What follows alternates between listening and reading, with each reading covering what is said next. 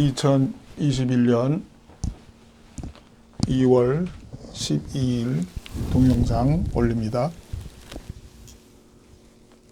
이 동영상을 듣는 분 중에 아직 하나님을 믿지 않는 분이 계신다면 10분만 투자하십시오. 당신은 10분 뒤에 하나님을 믿게 될 것입니다. 성경 예언이 사실임을 깨닫고 믿게 될 것입니다.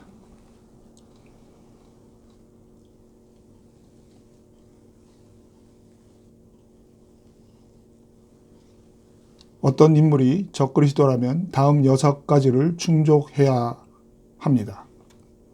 첫째, 왕권을 잃은 것처럼 보였다가 곧 왕권을 다시 회복하는 왕. 요한계시록 13장에 예언되어 있습니다. 오늘 자세히 볼 것입니다. 둘째, 온 세상이 따르고 칭찬하는 왕. 셋째, 평화를 굳게 약속하는 왕. 넷째, 천사 같은 왕으로 보인다. 다섯째, 세계 통합 대통령이 될 왕. 여섯째, 짐승의 표를 주장하는 왕. 동영상 제목, 적그리스도의 출현. 적그리스도에 대한 예언은 트럼프에게서 성취되고 있다. 에서 위의 6가지에 대하여 대략적인 개요만 말씀드렸습니다. 지금은 위의 6가지에 대하여 구체적으로 다루고 있습니다. 지난 시간에는 적그리스도가 되기 위한 세 번째 조건인 평화를 굳게 약속하는 왕에 대하여 구체적으로 다루었습니다. 세 번째 조건이 트럼프에게 어떻게 성취되었는가에 대하여 3일 전에 동영상 제목 적그리스도의 출현, 트럼프는 적그리스도가 될 인물이다 해서 충분히 설명하였습니다.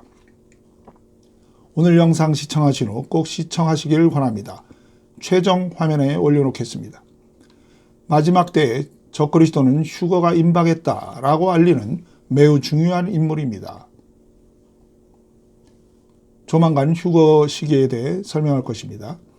마지막 때에 적그리스도는 휴거가 임박했다라고 알리는 매우 중요한 인물입니다. 따라서 주의할 것은 어떤 특정한 인물에게 한두 가지 예언이 이루어졌다고 해서 성급히 그 사람을 적그리스도다라고 단정하면 안 됩니다. 그러나 위에 6가지 성경 예언이 어떤 특정 인물에게 계속해서 구체적으로 이루어지고 있다면 그 사람을 적그리스도로 특정해도 무리가 없다고 생각합니다. 위에 6가지 예언이 트럼프에게 어떻게 이루어지고 있는지 구체적으로 살펴보고 있습니다. 그 외에도 많이 있습니다만 6가지만 다루어도 충분하다고 믿습니다. 성경 예언은 적그리스도가 누구일 것이다 라고 그 인물의 이름을 말하지 않습니다. 성경에는 트럼프라는 이름이 없습니다. 마크롱이라는 이름도 없습니다.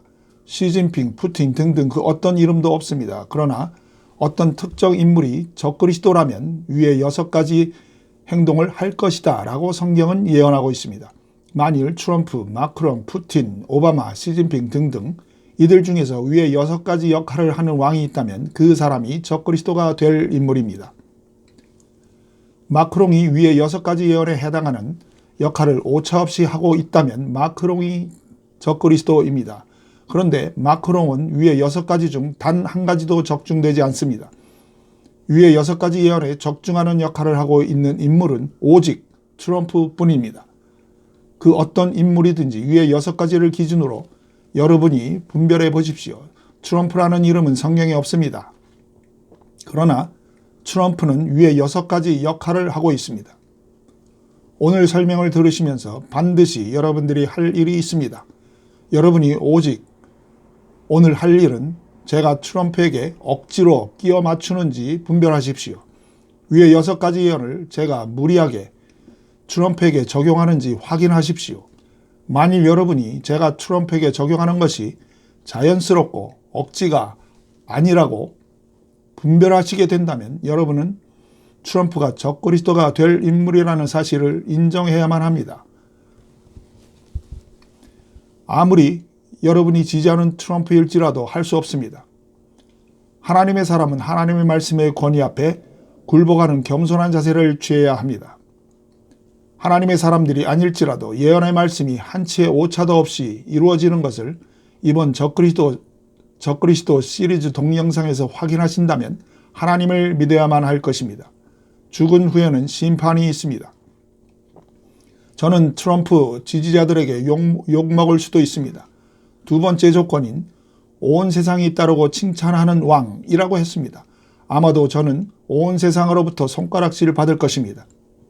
아무리 저를 비난할지라도 위에 6가지 예언이 트럼프에게서 이루어지고 있으면 트럼프가 적그리스도가 될 인물이라는 사실은 변경시킬 수 없습니다. 성경이 예언으로 정한 것은 변경시킬 수 없습니다. 트럼프가 적그리스도라면 이 세상에 적그리스도가 등장한 것입니다. 성경은 적그리스도가 등장한 그 시기에 휴거가 있을 것이라고 예언하고 있습니다. 오늘은 적그리스도가 되기 위한 첫 번째 조건인 왕권을 잃은 것처럼 보였다가 곧 왕권을 다시 회복하는 왕에 대하여 예언하고 있는 요한계시록 13장 말씀을 구체적으로 설명하겠습니다. 1절과 3절만 보겠습니다. 1절, 내가 보니 바다에서 한 짐승 적그리스도가 나오는데 뿔이 10이요 머리가 7이라. 그 뿔에는 10 왕관이 있고 그 머리들에는 신성 모독하는 이름들이 머리에 있더라. 적그리스도는 사람입니다. 그런데 그 모습이 마치 괴물 같은 모습으로 머리가 7개이고 뿔이 10이다라고 묘사하고 있습니다. 머리가 7개이고 뿔이 10개 달린 사람은 이 세상에 없습니다. 여기서 머리의 의미는 강대국, 즉 미국, 영국, 프랑스 등등의 왕들을 의미합니다. 그리고 뿔은 강대국이 아닌 나라들, 즉 브라질, 포르투갈, 그리스, 말레이시아 등등의 왕들을 의미합니다. 제 마음대로 왕들을 의미한다고 하는 것이 아니라 지금 인용하고 있는 3절의 말씀이 그렇게 정하고 있습니다. 3절, 뿔에는 10 왕관이 있고 그 머리들에는 신성 모독하는 이름들이 머리에 있더라. 뿔에는 10 왕관이 있다라고 말씀하는 것은 뿔이 왕들을 의미한다는 뜻입니다. 신속하는 이름이 머리에 있다는 뜻은 자신들이 얼마나 대단하다고 생각하는지 신성 모독을 할 정도로 강한 왕들이라는 뜻입니다. 강한 나라의 왕들이라는 뜻입니다. 한 사람, 즉 적그리스도의 모습이 머리가 7이고 뿔이 10이라는 뜻은 한 사람이 머리들과 뿔들을 지배한다는 뜻입니다. 다시 말하면 이 한 사람이 세계의 강한 나라들과 그 외의 모든 나라들을 통합한 왕이라는 뜻입니다. 자, 이제 3절을 다시 보겠습니다. 그 적그리스도의 머리 하나가 상하여 죽게 된 것 같더니 그 죽게 되었던 상처가 나오매 온 땅이 놀랍게 여겨 짐승을 따르고, 짐승 적그리스도를 따르고, 적그리스도는 강대국들의 머리 중 하나입니다. 왜 적그리스도는 강대국들, 왕들 중의 하나일까요? 머리 중 하나가 상하여 죽게 된 것 같더니 그 죽게 되었던 상처가 나은 자를 짐승, 즉 적그리스도라고 3절의 뒷부분이 정하고 있기 때문에 적그리스도는 머리 중 하나입니다. 머리들은 신성 모독할 정도로 자신들이 강하다고 여기는 나라들의 왕들이라고 했습니다. 이 부분은 5번째 조건인 세계 대통령을 설명할 때 더 구체적으로 다루겠습니다. 여기서 머리 하나가 상하여 죽게 된 것 같더니의 의미는 왕권을 잃은 것 같더니 라는 뜻입니다. 만일 왕권을 완전히 잃었다면 머리 하나가 상하여 죽었다라고 마침표를 찍었을 것입니다.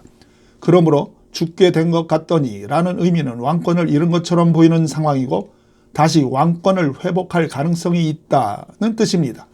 그런데 죽은 것 같다고 죽음에 대한 표현을 한 것으로 봐서 누가 보아도 왕권을 다시 회복하는 것이 불가능해 보이는 상황을 의미합니다. 지금 시대로 말하면 대통령 당선이 실패한 것처럼 보이는데 대통령으로 회생하는 것이 불가능해 보이는 상황이다라는 뜻입니다. 자료 사진을 보겠습니다. 바이든이 사인하고 있는 모습인데 기사 제목이 이렇습니다. 바이든 취임 첫날 행정조치 17건 사인. 대통령 취임하고 나서 바이든이 행정 사인을 하고 있죠. 그 다음에 기사는 VOA가 바이든 대통령 대기업 CEO들과 면담. 이거 어제 기사입니다. 이 기사는 어저께 바이든이 시진핑과 통화를 했다라는 기사가 팍스 뉴스에 나왔습니다. Biden has first call with Chinese president.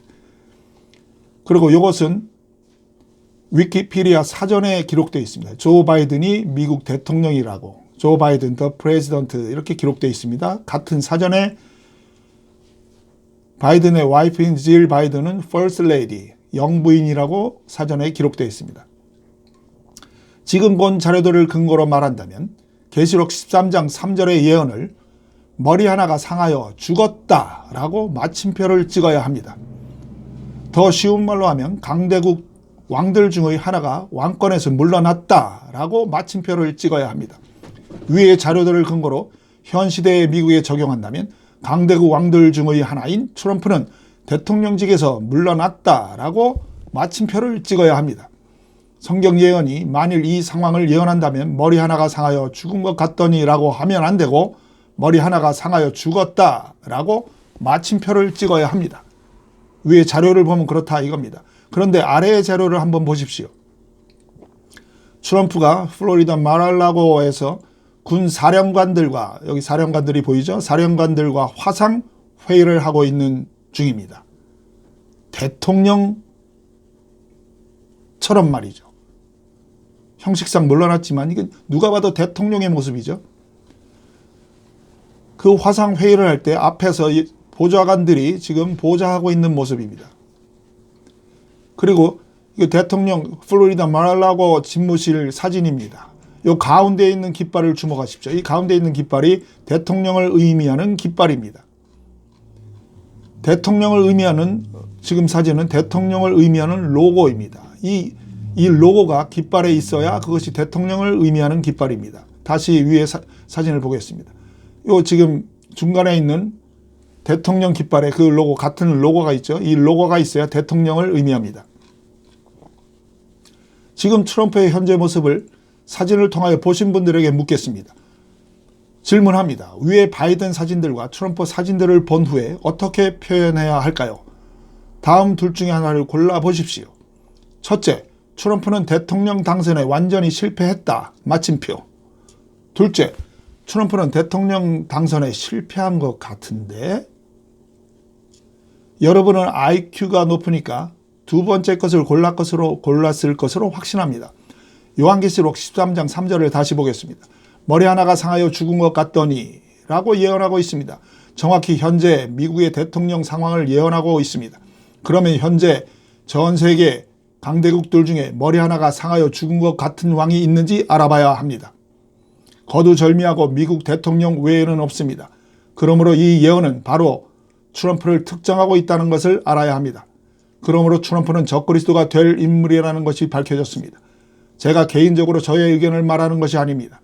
저는 성경 예언을 소개한 것뿐입니다. 3절 말씀을 자세히 보면 더욱더 트럼프가 적그리스도가 될 인물이라는 사실을 알게 될 것입니다. 그의 머리 하나가 상하여 죽게 된 것 같더니 그 죽게 되었던 상처가 나음에 온 땅이 놀랍게 여겨 짐승 적그리스도를 따르고, 또 강조합니다만 머리 중 하나가 죽게 된 것 같다가 그 상처가 나음에 라고 예언합니다. 상처가 나은 것은 당연히 대통령에 복귀한 것을 말하는 것입니다. 앞부분이 트럼프를 가리키는 것이면 뒷부분도 트럼프를 가리키는 것입니다. 앞부분은 죽게 된 것 같더니 이고 뒷부분은 그 상처가 나음에입니다. 앞부분이 트럼프에게서 성취되었으면 뒷부분도 트럼프에게서 반드시 성취됩니다. 뒷부분이 그 상처가 나음에이므로 그는 반드시 대통령으로 복귀합니다. 아무리 주류 언론들이 바이든을 외쳐도 소용없습니다. 유능한 정치 평론가들이 트럼프는 이제 끝났다라고 외쳐도 소용없습니다. 군사 전문가가 트럼프는 끝났다라고 단정해도 소용없습니다. 단 한 번도 예언이 성취되지 않은 적이 없는 성경이 그렇게 예언하고 있기 때문에 트럼프는 반드시 대통령으로 복귀할 것입니다.